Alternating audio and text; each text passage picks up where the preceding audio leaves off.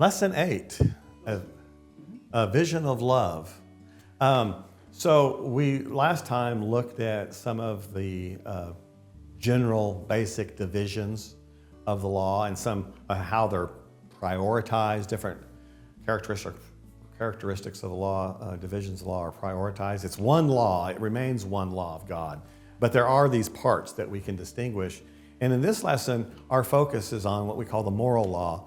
And we ask the question, is there a fundamental center for the law? Is there a basic governing principle of the law? And actually, the answer is absolutely, and it's readily available, both by looking at the law itself, but also by listening to Jesus and listening to Paul and James and the apostles.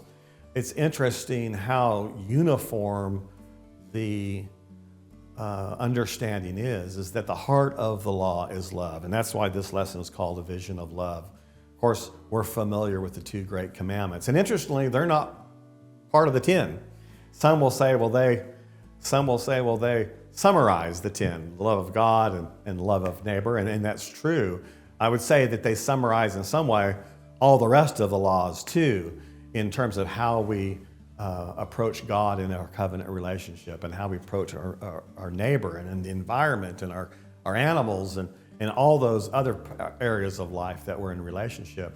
And so love is the unifying principle.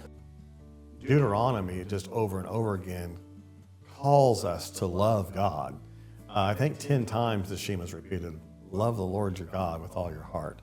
And so it's a heart. He's calling on us to love from the heart. Of course, what we'll discover about the law is the heart is exactly the problem. Man's hearts, man just won't act from the heart because the heart is so fallen. But the law itself is calling out for a love from the heart. And that's what this lesson is all about.